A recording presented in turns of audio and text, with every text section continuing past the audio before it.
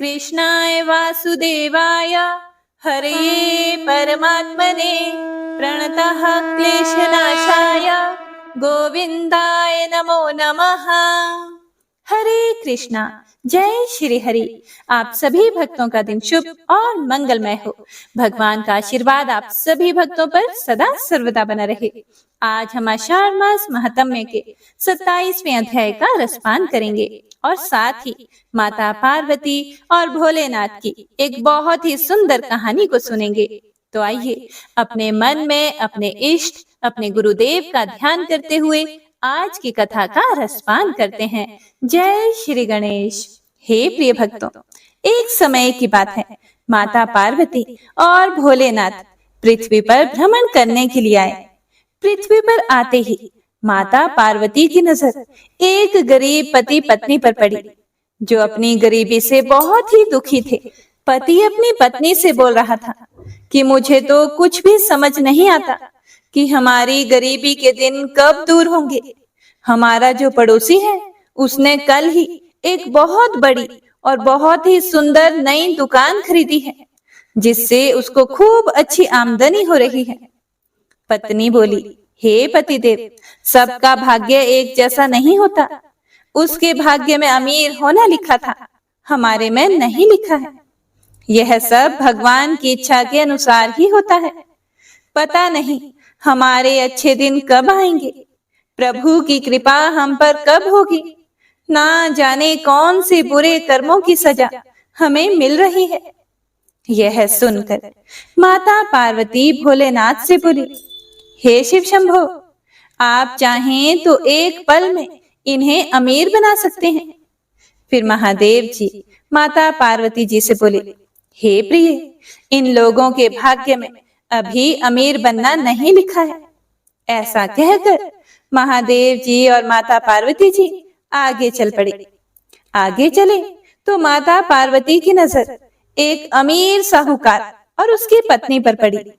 साहूकार की पत्नी अपने पति से कह रही थी कि सुनो जी, मुझे आज 5,000 रुपए चाहिए। मुझे अपने बच्चे को उसकी पसंद का एक खिलौना दिलाना है। साहूकार अपनी पत्नी से बोला, 5,000 का खिलौना? इतना महंगा? इतना महंगा खिलौना देने की क्या आवश्यकता है? पत्नी बोली, आपके पास तो लाखों रुपए हैं, उसमें से 5,000 मेरे बेटे के खिलौने के लिए मुझे दे देना। पति बोला, अच्छा अच्छा ठीक है, कल मुझसे पैसे ले जाना। हे प्रिय भक्तों, धरती का यह नजारा देखकर माता पार्वती भोलेनाथ से बोली, हे महादेव, मैंने देखा है धरती पर जो व्यक्ति पहले से ही गरीब और दुखी है, आप उसे और ज्यादा दुख देते हैं, और जो व्यक्ति सुखी है आप उसे और सुख देते हैं। ऐसा क्यों प्रभु? फिर शिव भोलेनाथ बोले, हे देवी पार्वती, अब हम कुछ दिनों तक धरती पर ही रहेंगे। यहाँ रहकर मैं आपके मन की सभी शंकाएं दूर कर दूंगा। भगवान भोलेनाथ और माता पार्वती ने इंसानी रूप धारण किया और पति पत्नी के रूप में एक गांव के पास डेरा जमा लिया। शाम के समय भोलेनाथ देवी पार्वती से बोले, हे पार्वती, अब जब हम धरती पर मनुष्य के रूप में आ ही गए हैं, तो हमें भोजन पानी की व्यवस्था भी करनी होगी। ऐसा करो कि तुम चूल्हा बनाकर रसोई की तैयारी करो, मैं भोजन की सामग्री लेकर आता हूँ। भोलेनाथ के जाने पर माता पार्वती चूल्हा बनाने के लिए बाहर से ईंटें लेने गई। माता पार्वती जब ईंटें लेने बाहर आई तो वे सोचने लगी कि मुझे तो चूल्हा बनाने के लिए ईंटों की जरूरत है। इस गांव में तो बड़े सुंदर सुंदर घर हैं, यहाँ से ईंटें लूंगी तो घर की सुंदरता खराब हो जाएगी। तब दूर उन्हें एक जर्जर और टूटा हुआ मकान दिखाई देता है। तब वे सोचती हैं कि इस मकान से ही ईंटें ले लेती हूँ। ईंटें ले जाकर माता पार्वती ने चूल्हा तैयार किया और महादेव जी का इंतजार करने लगी। महादेव जी के आते ही माता पार्वती बोली, हे महादेव, देखिए तो मैंने कितना सुंदर चूल्हा तैयार किया है। मैंने तो चूल्हा तैयार कर लिया, पर आप भोजन की सामग्री क्यों नहीं लाए? भोलेनाथ बोले, अब सामग्री की कोई आवश्यकता नहीं है, क्योंकि जिस प्रश्न का उत्तर ढूंढने के लिए आप इस पृथ्वी पर आई थी, वह आपको स्वयं मिल गया। तब माता पार्वती भोलेनाथ से बोली, हे स्वामी, मैं कुछ समझी नहीं। महादेव जी ने माता पार्वती से पूछा कि आप यह चूल्हा बनाने के लिए ईंटें कहां से लेकर आए हैं? फिर माता पार्वती बोली कि हे स्वामी, गांव के कुछ जर्जर टूटे फूटे मकान थे, उनसे ही मैंने यह ईंटें लाई हैं। फिर भोलेनाथ बोले, पार्वती जी, जो मकान पहले से ही टूटे थे, आप उन्हें और खराब करके आ गई। पक्के और मजबूत मकानों से भी तो आप ईंटें ला सकती थी।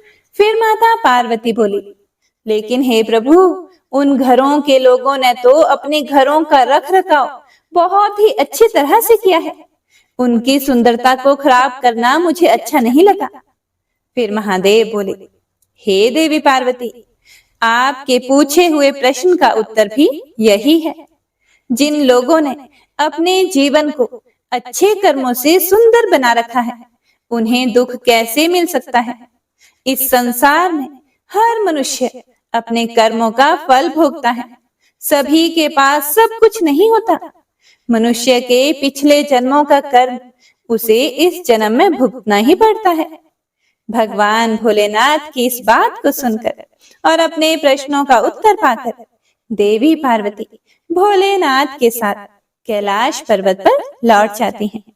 हे प्रिय भक्तों, आपको यह कहानी कैसी लगी? कमेंट बॉक्स में लिखकर जरूर बताइएगा। और साथ ही अगर कहानी अच्छी लगी हो तो चैनल को सब्सक्राइब भी अवश्य कीजिएगा। हर हर महादेव। हे प्रिय भक्तों, तो आइए अब आषाढ़ मास महात्म्य के 27वें अध्याय में आगे की कथा का रसपान करते हैं। ओम नमो नारायणाय। व्यास जी कहते हैं कि हे महर्षियों, जब ऋषभ रूपधारी अरिष्ठासुर, धेनुक और प्रलंब आदि असुर मारे जा चुके, गोवर्धन पर्वत धारण करके श्री कृष्ण ने गोकुल को बचा लिया। उनके द्वारा कालिय नाग का दमन, दोनों यमलार्जुन वृक्षों का भंग, पूतना का वध और शकट भंग आदि घटनाएं हो गई। तब देव ऋषि नारद ने कंस के पास जाकर क्रमशः सब समाचार कह सुनाया। यशोदा और देवकी के बालकों में जो अदला बदली हुई, वहां से लेकर अरिष्ट वध तक की सारी बातें नारद जी के मुख से सुनकर खोटी बुद्धि वाले कंस ने वसुदेव जी के प्रति बड़ा क्रोध किया और समस्त यादवों की सभा में अत्यंत रोष पूर्वक उल्लाहना देकर उसने यदुवंशियों की बड़ी निंदा की। फिर आगे के कर्तव्य के विषय में इस प्रकार विचार किया। बलराम और कृष्ण दोनों अभी बालक हैं। जब तक वे युवा होकर अत्यंत बलवान नहीं हो जाते, तब तक ही मुझे उनका वध कर डालना चाहिए। युवा होने पर तो वे मेरे काबू के बाहर हो जाएंगे।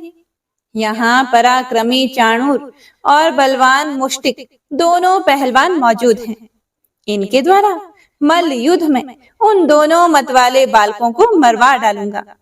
धनुष यज्ञ नामक उत्सव देखने के बहाने दोनों को व्रज से बुलाकर ऐसा यत्न करूंगा जिससे उनका नाश हो जाए। इस प्रकार सोच विचार कर दुष्ट आत्मा कंस ने बलराम और श्री कृष्ण को मार डालने का निश्चय किया और वीरवर अक्रूर को बुलाकर कहा, हे दानपते, तुम मेरी प्रसन्नता के लिए एक बात मानो। यहाँ से रथ पर बैठकर नंदगांव जाओ। वहां वसुदेव के 2 पुत्र हैं, जो मेरा विनाश करने के लिए विष्णु के अंश से उत्पन्न हुए हैं। वे दोनों दुष्ट बढ़ते जा रहे हैं। चतुर्दशी को धनुष यज्ञ का उत्सव होने वाला है। उसमें कुश्ती लड़ने के लिए उन दोनों को बुला लाओ। मेरे 2 पहलवान चाणूर और मुष्टिक दांव पेच में बहुत ही कुशल हैं। इनके साथ यहाँ उन दोनों की कुश्ती हो और सब लोग देखें। वसुदेव के दोनों पापी पुत्र अभी बालक ही हैं। द्वार पर आते ही उन दोनों को महावत की प्रेरणा से मेरा कुबलिया पीड़ हाथी मार डालेगा। उन दोनों को मारकर मैं दुष्ट बुद्धि वाले वसुदेव, नंद और अपने पिता उग्रसेन को भी मौत के घाट उतारूंगा। तत्पश्चात समस्त गोपों का गोधन और सारा वैभव छीन लूंगा, क्योंकि वे दुष्ट मेरे वध की इच्छा करते हैं। हे दानपते, तुम्हारे सिवा ये सभी यादव बड़े दुष्ट हैं, इसीलिए मैं क्रमशः इनका भी वध करने के लिए प्रयत्न करूंगा। उसके बाद यादवों से रहित यह समस्त अकंटक राज्य अकेला ही भोगूंगा। इसीलिए हे वीर, तुम मेरी प्रसन्नता के लिए वहां जाओ। गोपों से ऐसा कहना जिससे कि वे भैंस का घी, दही आदि उपहार की वस्तुएं लेकर शीघ्र यहाँ आए। हे प्रिय भक्तों, अक्रूर जी बड़े ही भगवत भक्त थे। कंस के इस प्रकार आदेश देने पर उन्हें बड़ी प्रसन्नता हुई। इसी बहाने कल भगवान श्री कृष्ण के दर्शन तो करूंगा, इस विचार ने उन्हें उतावला बना दिया। राजा कंस से बहुत अच्छा ऐसा कहकर अक्रूर जी शीघ्र ही रथ पर सवार हुए और मथुरापुरी से निकलकर नंदगांव की ओर चल दिए। इधर कंस का दूत महाबली केशी कंस के ही आदेश से वृंदावन में आया। श्री कृष्ण चंद्र का वध करना ही उसकी यात्रा का उद्देश्य था। उसने घोड़े का रूप धारण कर रखा था।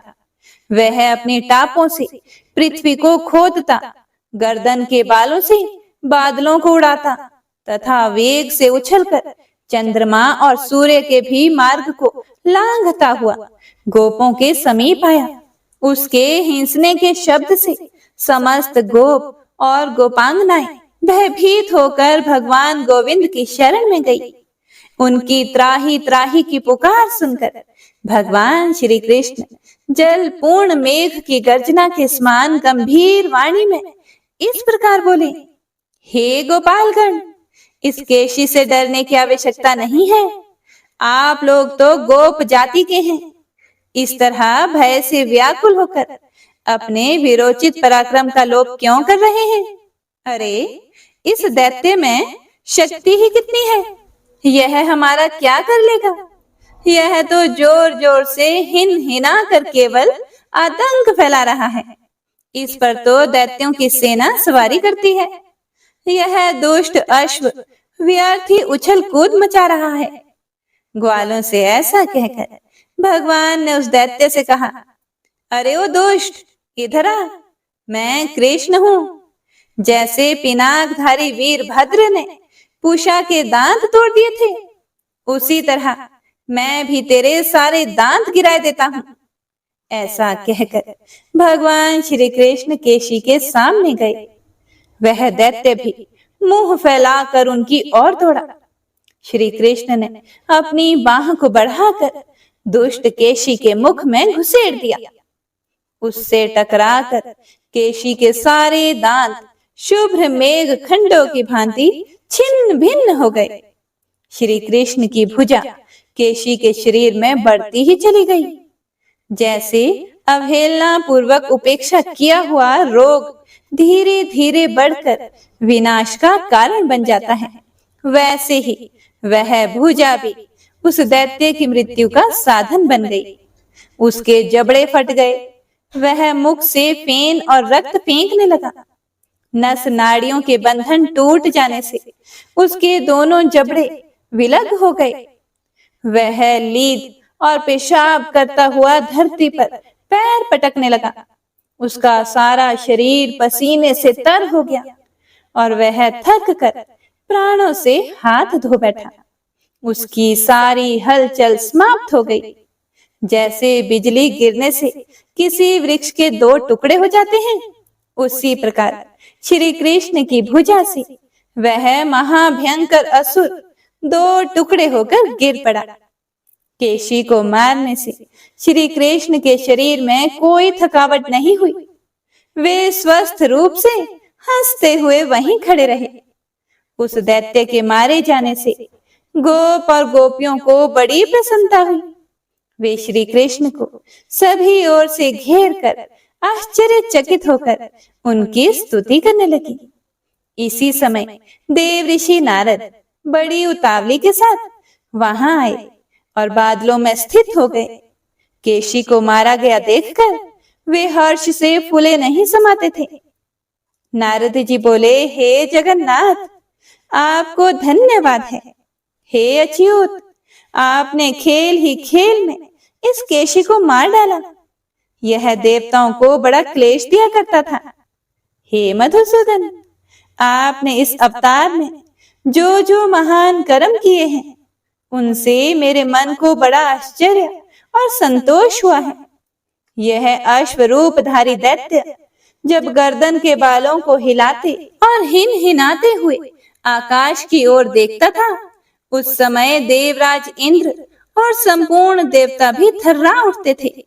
हे जनार्दन, आपने दुष्ट आत्मा केशी का वध किया है, इसीलिए अब लोक में आप केशव नाम से विख्यात होंगे। आपका कल्याण हो। अब मैं जाऊंगा और परसों कंस के यहाँ आपके साथ जो युद्ध होगा उसमें फिर से सम्मिलित होऊंगा। हे धरणीधर, उग्रसेन कुमार कंस जब अपने अनुचरों सहित मारा जाएगा, उस समय पृथ्वी का भार आप बहुत कुछ उतार देंगे। उसके बाद भी राजाओं के साथ आपके अनेक युद्ध हमें देखने को मिलेंगे। हे गोविंद, आपने देवताओं का बहुत बड़ा कार्य सिद्ध किया है और मुझे भी बहुत आदर दिया। आपका कल्याण हो। अब मैं जाता हूँ। ऐसा कहकर नारद जी चले गए। तब श्री कृष्ण अत्यंत सौम्य भाव से ग्वालों के साथ गोकुल में चले आए। व्यास जी आगे कहते हैं, अक्रूर जी शीघ्र चलने वाले रथ पर चढ़कर मथुरा से निकले और श्री कृष्ण के दर्शन का लोभ लेकर नंदगांव की ओर चल दिए। रास्ते में वे सोचने लगे, आहा, मुझसे बढ़कर सौभाग्यशाली कोई नहीं है, क्योंकि आज मैं अंश सहित अवतीर्ण हुए साक्षात भगवान विष्णु का मुख देखूंगा। आज मेरा जन्म सफल हुआ और आने वाला प्रभात बहुत ही सुंदर होगा, क्योंकि मैं विकसित कमल के समान नेत्रों वाले भगवान विष्णु के मुख का दर्शन करूंगा, जो स्मरण अथवा ध्यान में आकर भी मनुष्य के सारे पाप हर लेता है। वही कमल सदृश नेत्रों वाला श्री विष्णु का सुंदर मुख आज मुझे देखने को मिलेगा, जिससे संपूर्ण वेद और वेदांगों का प्रादुर्भाव हुआ है तथा जो देवताओं के लिए सर्वश्रेष्ठ आश्रय है। भगवान के उसी मुख का आज मैं दर्शन करूंगा। ब्रह्मा, इंद्र, रुद्र, अश्वनी कुमार, वसु, आदित्य तथा मरुदगण जिनके स्वरूप को नहीं जानते, वे श्री हरि आज मेरा स्पर्श करेंगे। जो सर्वात्मा, सर्वव्यापी, सर्वस्वरूप, संपूर्ण भूतों में स्थित अव्यय एवं व्यापी परमात्मा है, वे ही आज मेरे नेत्रों के अतिथि होंगे। जिन्होंने अपनी योग शक्ति से मत्स्य, कूर्म, वराह और नरसिंह आदि अवतार ग्रहण किए थे, वे ही भगवान आज मुझसे वार्तालाप करेंगे। स्वेच्छा से शरीर धारण करने वाले अविनाशी जगन्नाथ इस समय कार्यवश व्रज में निवास करने के लिए मानव रूप धारण किए हुए हैं। जो भगवान अनंत अपने मस्तक पर इस पृथ्वी को धारण करते हैं, वे ही जगत का हित करने के लिए अवतीर्ण होकर आज मुझे अक्रूर कहकर बुलाएंगे। जो संपूर्ण जगत के निवास स्थान हैं, जिनमें सत और असत दोनों प्रतिष्ठित हैं, वे भगवान अपने सहज सत्व गुण से मुझ पर प्रसन्न हो। जिनका स्मरण करने पर मनुष्य पूर्ण कल्याण का भागी होता है, उन पुरुष श्रेष्ठ श्री हरि की मैं सदा के लिए शरण लेता हूँ। अक्रूर का हृदय भक्ति से विनम्र हो रहा था। वे इस प्रकार श्री विष्णु का चिंतन करते हुए कुछ दिन रहते नंदगांव में पहुंच गए। वहां उन्होंने भगवान श्री कृष्ण को उस स्थान पर देखा जहां गौएं दोही जा रही थी। वे बछड़ों के बीच में खड़े हुए थे। उनका श्रीअंग विकसित नील कमल की आभा से सुशोभित था। नेत्र खिले हुए कमल की शोभा धारण करते थे। वक्ष स्थल में श्री वत्स का चिन्ह दिखाई देता था। बड़ी बड़ी बाहें, चौड़ी और उभरी हुई छाती, ऊंची नासिका, विलास युक्त मुस्कान से सुशोभित मुख, लाल लाल नख, शरीर पर पीतांबर, गले में जंगली पुष्पों के हार, हाथ में स्निग्ध नील लता और कानों में श्वेत कमल पुष्प के आभूषण, यही उनकी झांकी थी। उनके दोनों चरण भूमि पर विराजमान थे। श्री कृष्ण का दर्शन करने के बाद अक्रूर जी की दृष्टि यदुनंदन बलभद्र जी पर पड़ी, जो हंस, चंद्रमा और कुंद के समान गौर वर्ण थे। उनके शरीर पर नील वस्त्र शोभा पा रहे थे। उनकी कद ऊंची और बाहें बड़ी बड़ी थी। मुख प्रफुल्ल कमल सा सुशोभित था। नीलांबरधारी गौरांग बलभद्र जी ऐसे जान पड़ते थे मानो मेघमाला से घिरा हुआ दूसरा कैलाश पर्वत हो। उन दोनों भाइयों को देखकर महाबुद्धिमान अक्रूर जी का मुख कमल प्रसन्नता से खिल उठा। संपूर्ण शरीर में रोमांच हुआ और वे मन ही मन इस प्रकार कहने लगे, इन दोनों बंधुओं के रूप में यहाँ साक्षात भगवान विष्णु विराज रहे हैं। ये ही वह परम धाम और ये ही वह परम पद है। अनंत मूर्ति भगवान आज ही मेरे हाथ का स्पर्श करके उसे शोभा संपन्न बनाएंगे। इन्हीं भगवान की उंगलियों के स्पर्श से संपूर्ण पाप नष्ट हो जाने के कारण मनुष्य उत्तमोत्तम सिद्धि प्राप्त करते हैं तथा अश्विनी कुमार, रुद्र, इंद्र और वसु आदि देवता प्रसन्न होकर उन्हें उत्तम वर देते हैं। इन्हीं भगवान ने दैत्यराज की सेना का विनाश करके दैत्य पत्नियों की आंखों का काजल भी छीन लिया।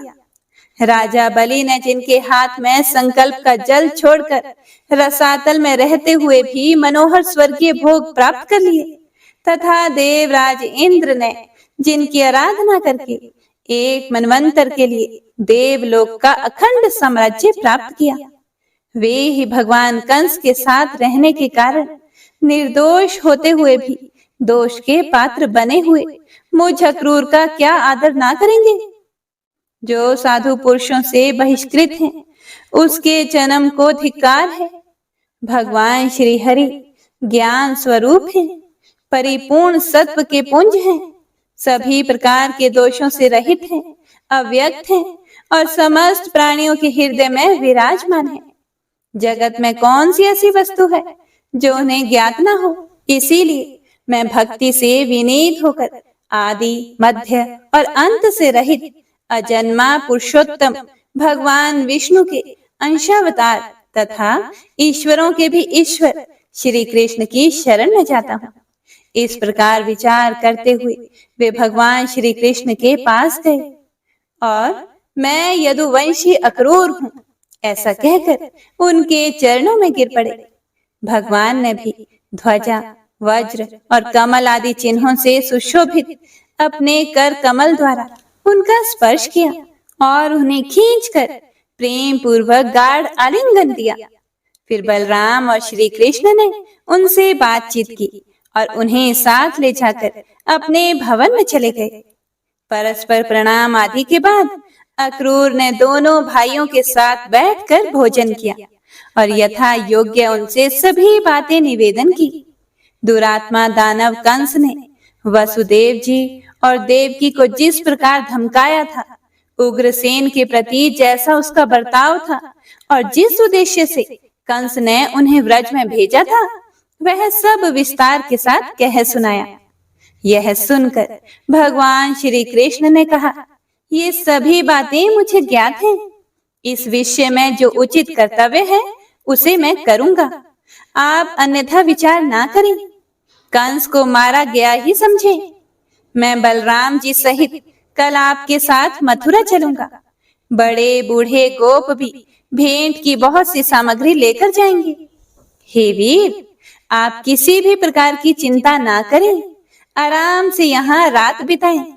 आज से 3 रात के भीतर ही मैं अनुचरों सहित कंस को मार डालूंगा।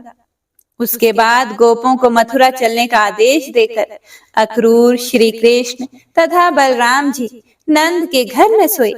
सवेरा होने पर महाबली राम और श्री कृष्ण अक्रूर के साथ मथुरा जाने को तैयार हो गए।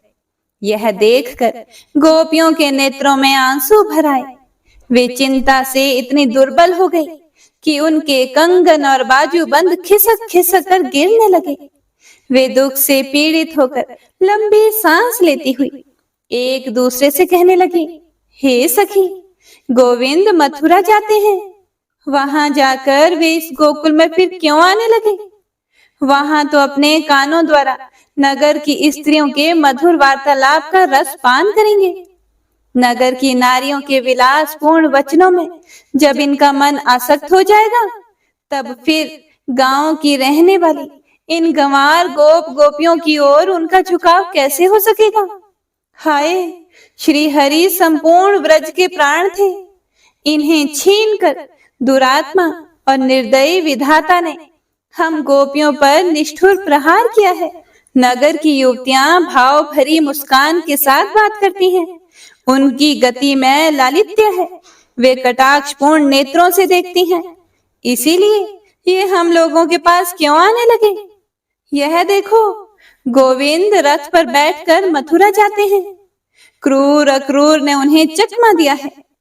क्या इस निर्दयी को प्रेमी जनों की मानसिक वेदना का अनुभव नहीं है, जो यह हमारे नयनानंद गोविंद को अन्यंत्र लिए जाता है? गोविंद भी आज अत्यंत निष्ठुर हो गए हैं। देखो ना, बलराम जी के साथ रथ पर बैठकर चले जा रहे हैं। अरे, इन्हें रोकने में शीघ्रता करो। क्या कहती हो? गुरुजनों के सामने हमारा कुछ बोलना उचित नहीं है। अरे, हम तो यूं ही विरह की आग में जल रही हैं। अब ये गुरुजन हमारा क्या कर लेंगे? हाय, ये नंद बाबा आदि भी जाने को तत्पर हैं। कोई भी श्री कृष्ण को लौटाने का उद्योग नहीं करता। आज मधुरा वासिनी युवतियों के नेत्र रूपी भ्रमर श्री कृष्ण के मुख कमल का मकरंद पान करेंगी। वे लोग धन्य हैं जो रास्ते में पुलकित शरीर से बेरोक टोक श्री कृष्ण का दर्शन करेंगी। आज गोविंद का दर्शन पाकर मथुरा की नागरियों के नेत्रों में महान आनंद छा जाएगा। आज उन भाग्यशालिनी युवतियों ने कौन सा शुभ स्वप्न देखा है, जो वे अपने विशाल एवं कमनीय नेत्रों से श्री कृष्ण की रूप माधुरी का पान करेंगी। अहो, विधाता को किंचित मात्र भी दया नहीं है। उसने हम गोपियों को बहुत बड़ी निधि का दर्शन कराकर हमारी आंखें ही निकाल ली। हमारे प्रति श्री कृष्ण का अनुराग ज्यों ज्यों शिथिल होता जाता है, त्यों त्यों हमारे हाथों के कंगन भी शीघ्रता पूर्वक ढीले होते जा रहे हैं।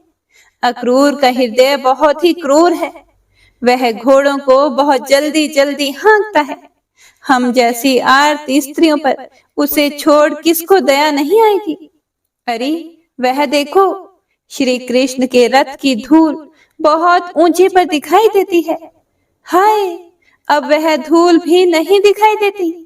अब वह भगवान को बहुत दूर ले गई। इस प्रकार गोपियों की अत्यंत अनुराग पूर्वक देखते ही देखते बलराम सहित श्री कृष्ण ने व्रज के उस भूभाग का परित्याग किया। रथ के घोड़े बहुत तेज चलने वाले थे।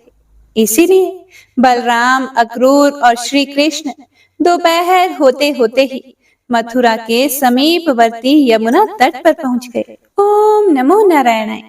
हे प्रिय भक्तों, आज का अध्याय यहीं समाप्त होता है। इससे आगे का वर्णन आप अगले अध्याय में सुनेंगे। आइए अब गजेंद्र मोक्ष स्तोत्र का पाठ करते हैं। इस स्तोत्र का जाप करने से जीवन में किसी भी प्रकार की परेशानियों से मुक्ति मिलती है। श्रीमद् भगवत गीता के 3रे अध्याय में गजेंद्र स्तोत्र पढ़ने को मिलता है।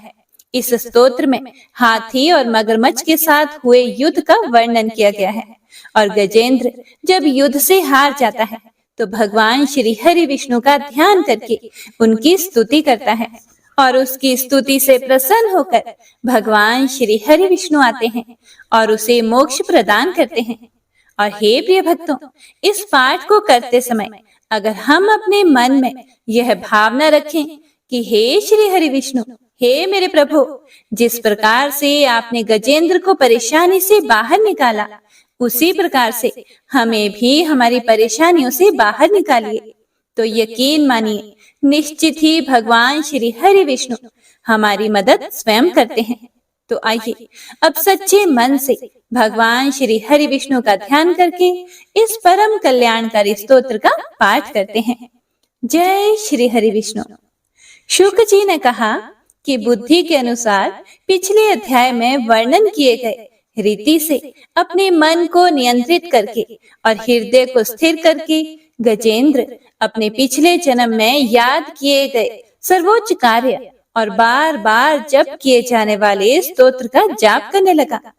गजेंद्र ने मन ही मन श्री हरि को ध्यान करते हुए कहा, जिनके प्रवेश करने से शरीर और मन चेतन की तरह व्यवहार करने लगते हैं, ओम द्वारा लक्षित और पूरे शरीर में प्रकृति और पुरुष के रूप में प्रवेश करने वाले उस सर्वशक्तिमान देवता का मैं मन ही मन स्मरण करता हूँ, जिनके सहारे ये पूरा संसार टिका हुआ है, जिनसे ये संसार अवतरित हुआ है और जिन्होंने प्रकृति की रचना की है और जो खुद उसके रूप में प्रकट हैं, लेकिन इसके बावजूद भी वो इस पूरी दुनिया से सर्वोपरि और श्रेष्ठ हैं।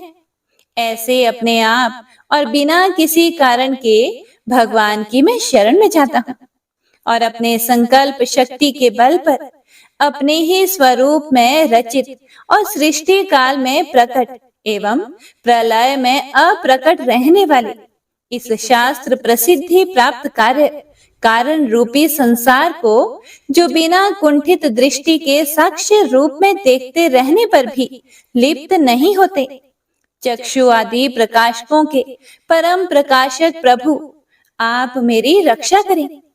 बीतते गए समय के साथ तीनों लोकों और ब्रह्मादि लोकपालों के पंचभूत में प्रवेश कर जाने पर और पंचभूतों से लेकर महत्वपूर्ण सभी कारणों के उनकी परम करुणा स्वरूप प्रकृति में मगन हो जाने पर उस समय दुर्गेय और घोर अंधकार रूपेण प्रकृति ही बच रही थी। उस अंधकार से परे अपने परम धाम में जो सर्वव्यापी भगवान सभी दिशाओं में प्रकाशित होते रहते हैं, वो भगवान मेरी रक्षा करें। विभिन्न नाट्य रूपों में अभिनय करने वाले और उस अभिनेता के वास्तविक स्वरूप को जिस प्रकार से साधारण लोग भी नहीं जान पाते, उसी तरह से सत्व प्रधान देवता और महर्षि भी जिनके स्वरूप को नहीं जान पाते, ऐसे में कोई साधारण प्राणी उनका वर्णन कैसे कर सकता है। ऐसे दुर्गम चरित्र वाले भगवान मेरी रक्षा करें। अनेकों शक्ति से मुक्त सभी प्राणियों को आत्म बुद्धि प्रदान करने वाले, सबके बिना कारण हित और अतिशय साधु स्वभाव ऋषि मुनिजन, जिनके परम स्वरूप को देखने की इच्छा के साथ वन में रहकर अखंड ब्रह्मचर्य तमाम अलौकिक व्रतों को नियमों के अनुसार पालन करते हैं, ऐसे प्रभु ही मेरी गति हैं। वह जिनका हमारी तरह ना तो जन्म होता है और ना जिनके द्वारा अहंकार प्रेरित कर्म ही होते हैं, जिनके निर्गुण स्वरूप का ना कोई नाम है और ना ही कोई रूप है, इसके बावजूद भी समय के साथ इस संसार की सृष्टि और प्रलय के लिए अपनी इच्छा से अपने जन्म को स्वीकार करते हैं। उन अनंत शक्ति संपन्न परम ब्रह्म परमेश्वर को मेरा नमस्कार है। उन प्राकृत आकार रहित और अनेक रूप वाले अद्भुत भगवान को मेरा बारंबार नमस्कार है। स्वयं प्रकाशित सभी साक्ष्य परमेश्वर को मेरा शत शत नमन है। वैसे देव जो मन, वाणी और चित्त वृत्तियों से परे हैं, उन्हें मेरा बारंबार नमस्कार है। विवेक से परिपूर्ण पुरुष के द्वारा सभी सत्व गुणों से परिपूर्ण निवृत्ति धर्म के आचरण से मिलने योग्य और मोक्ष सुख की अनुभूति रूपी भगवान को मेरा नमस्कार है। सत्व गुणों को स्वीकार करके शांत, रजोगुण को स्वीकार करके घोर और तमोगुण को अपनाकर मूढ़ से प्रतीत होने वाले, भेद रहित, अतएव सदा संभाव से स्थित ज्ञान धन प्रभु को मेरा नमस्कार है। शरीर, इंद्रिय आदि के समुदाय रूप सभी पिंडों के ज्ञाता, सबके स्वामी और साक्षी स्वरूप प्रभु को मेरा बारंबार नमस्कार है। सबके अंतर्यामी, प्रकृति के भी परम कारण लेकिन स्वयं कारण रहित भगवान को मेरा शत शत नमस्कार है। सभी इंद्रियों और सभी विषयों के जानकार, सभी प्रतीतियों के कारण रूप संपूर्ण जड़ प्रपंच और सबकी मूलभूता अविद्या के द्वारा सूचित होने वाले और सभी विषयों में अविद्या रूप से भासने वाले भगवान को मेरा नमस्कार है। सबके कारण लेकिन स्वयं कारण रहित तथा कारण होने पर भी परिणाम रहित होने की वजह से अन्य कारणों से भी विलक्षण कारण आपको मेरा बारंबार नमस्कार है। सभी वेदों और शास्त्रों के परम तात्पर्य, मोक्ष रूपी और श्रेष्ठ पुरुषों की परम गति देवता को मेरा नमस्कार है। वह जो त्रिगुण रूपों में छिपी हुई ज्ञान रूपी अग्नि है, वैसे गुणों में हलचल होने पर जिनके मन में संसार को रचने की वृत्ति उत्पन्न हो उठती हो और जो आत्मा तत्व की भावना के द्वारा विधि निषेध रूप शास्त्र से भी ऊपर उठे हों, जो महाज्ञानी महात्माओं में स्वयं प्रकाशित हो रहे हैं, ऐसे भगवान को मेरा नमस्कार है। मेरे जैसे शरणागत पशु के समान जीवों की अविद्या रूप फांसी को पूर्ण रूप से काट देने वाले परम दयालु और दया करने में कभी भी आलस्य नहीं करने वाले भगवान को मेरा नमस्कार है। अपने अंश से सभी जीवों के मन में अंतर्यामी रूप से प्रकट होने वाले सर्वनियंता अनंत परमात्मा आपको मेरा नमस्कार है। जो शरीर, पुत्र, मित्र, घर और संपत्ति सहित कुटुंबियों में अशक्त लोगों के द्वारा कठिनाई से मिलते हों और मुक्त पुरुषों के द्वारा अपने हृदय में निरंतर चिंतित ज्ञान स्वरूप सर्व समर्थ परमेश्वर को मेरा नमस्कार है। वह जिन्हें धर्म, अभिलाषित भोग, धन और मोक्ष की कामना से मनन करके लोग अपनी मनचाही इच्छा पूर्ण कर लेते हैं, अपितु जिन्हें विभिन्न प्रकार के अयाचित भोग और अविनाशी पार्षद शरीर भी देते हैं, वैसे अत्यंत दयालु प्रभु मुझे इस प्रकार की विपदा से हमेशा के लिए बाहर निकालें। वह जिनके एक से अधिक भक्त हैं, जो मुख्य रूप से एकमात्र उसी भगवान की शरण में हैं, जो धर्म, अर्थ आदि किसी भी पदार्थ को नहीं चाहते, अपितु जो केवल उन्हीं के परम मंगलमय एवं अत्यंत विलक्षण चरित्र का गुणगान करते हुए उनके आनंदमय समुद्र में गोते लगाते रहते हैं।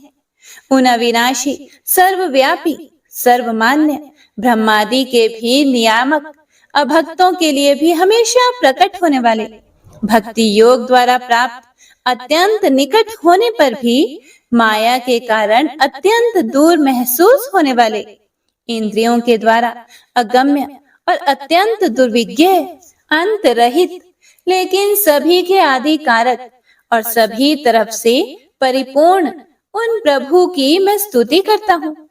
वो जो ब्रह्मा सहित सभी देवता, चारों वेद तथा समस्त चराचर जीव नाम और आकृति भेद से जिनके अत्यंत क्षुद्र अंशों से रचे गए हैं, जिस तरह से जलती हुई अग्नि की लपटें और सूरज की किरणें बार बार निकलती हैं और फिर से अपने कारण में ही लीन हो जाती है, उसी प्रकार बुद्धि, मन, इंद्रियां और नाना योनियों के शरीर, जिन सभी गुणों से प्राप्त शरीर जो स्वयं प्रकाश परमात्मा से प्रकट होता है और फिर से उन्हीं में लीन हो जाता है, वह प्रभु जो ना तो देवता है, ना असुर, ना मनुष्य है और ना ही मनुष्य से नीचे किसी अन्य योनि के प्राणी, ना ही वो स्त्री हैं और ना ही पुरुष, ना ही नपुंसक और ना ही वो कोई ऐसे जीव हैं जिनका इन तीनों ही श्रेणी में समावेश है।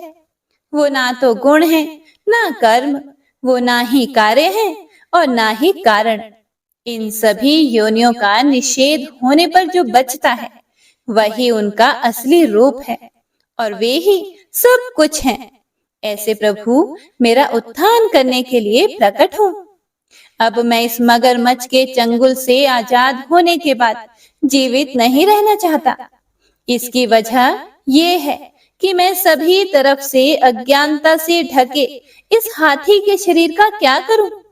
मैं आत्मा के प्रकाश से ढक देने वाले अज्ञानता से युक्त इस हाथी के शरीर से मुक्त होना चाहता हूँ, जिसका काल क्रम से अपने नाश नहीं होता, बल्कि ईश्वर की दया और ज्ञान से उदय हो पाता है।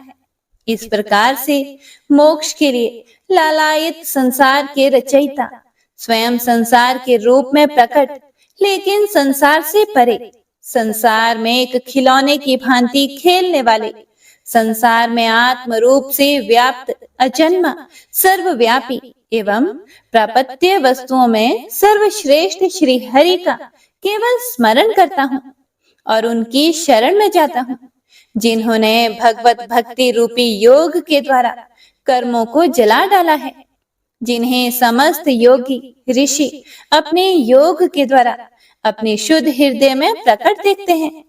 उन योगेश्वर भगवान को मेरा नमस्कार है। वह जिनके त्रिगुणे शक्तियों का राग, रूप, वेग और असह्य है, जो सभी इंद्रियों के विषय रूप में मौजूद हैं। वह जिनकी इंद्रियां समस्त विषयों में ही बसी रहती है।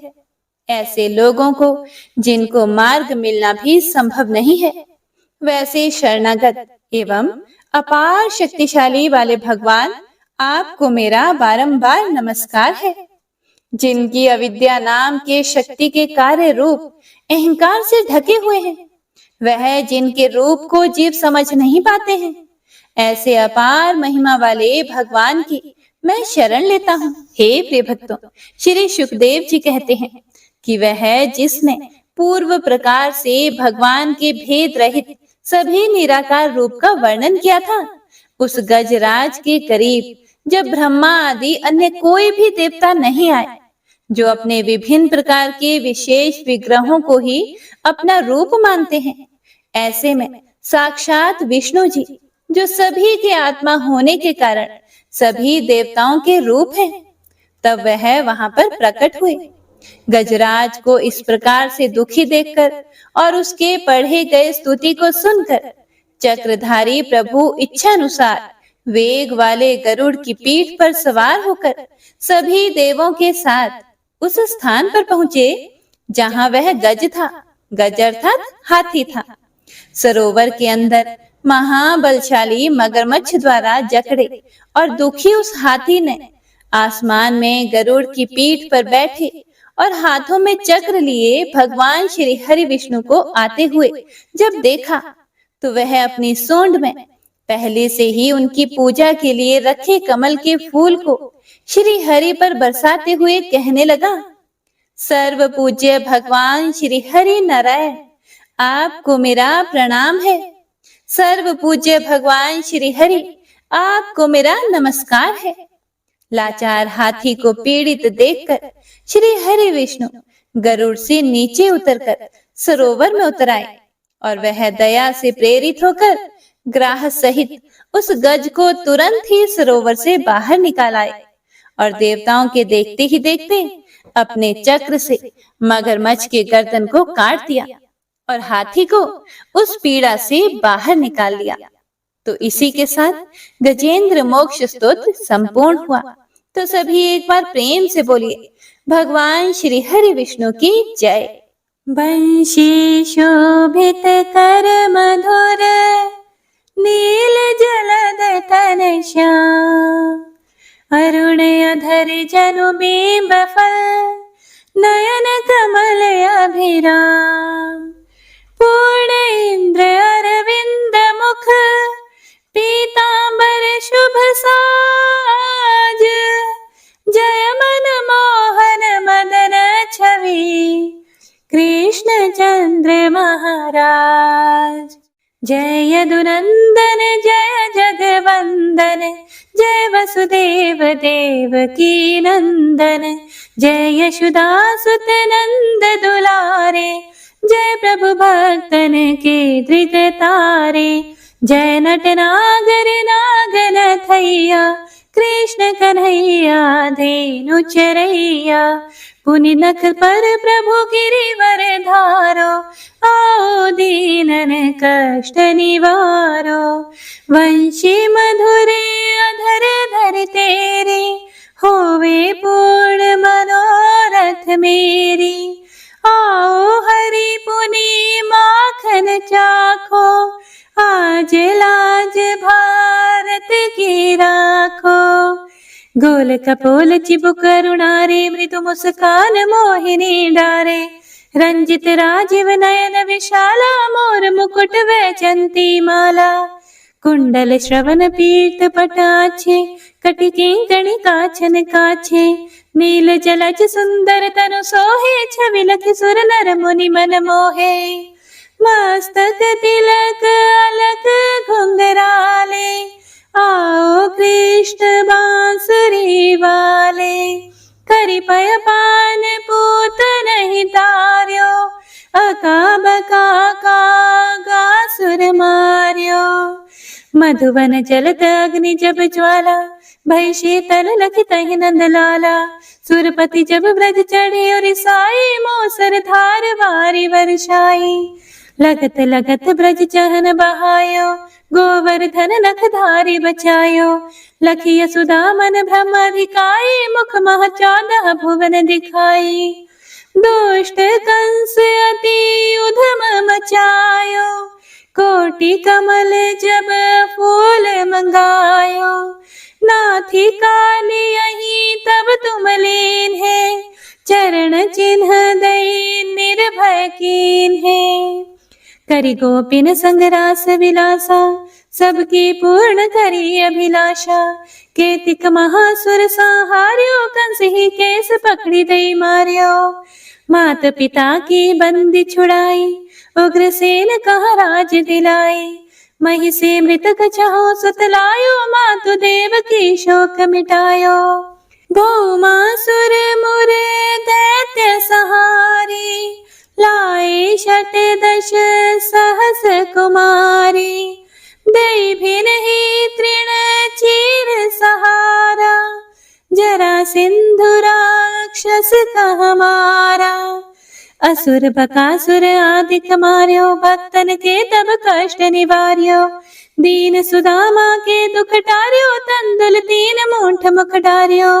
प्रेम के साग विदुर घर मांगे, दुर्योधन के मेवा त्यागे, लखी प्रेम की महिमा भारी, ऐसे श्याम दीन हितकारी, भारत के पारथ रथ हाके, लिए चक्र करे नहीं बलता के, निज गीता के ज्ञान सुनाए, भक्तन हृदय सुधा वर्षाए, मीरा थी ऐसी मतवाली, विष पी गई बजा कर ताली, राणा भेजा सांप पिटारी, शाले ग्राम बने बनवारी, निज माया तुम विधि दिखायो, उरते संशय सकल मिटायो, तब शत निंदा करि तत्काला, जीवन मुक्त भयो शिशुपाला, जब ही द्रौपदी टेर लगाई, दीनानाथ लाज अब जाई,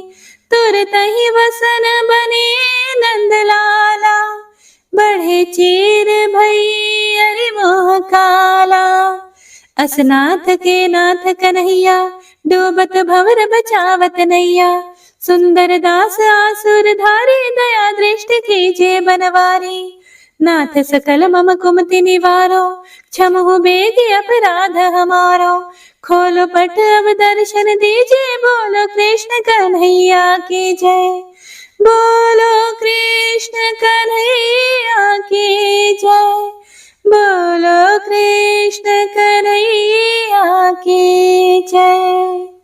यह 40वां कृष्ण का पाठ करे उरधारी, अष्ट सिद्धि नवनिधि फल, लहे पदारथ चारी, जय श्री कृष्ण।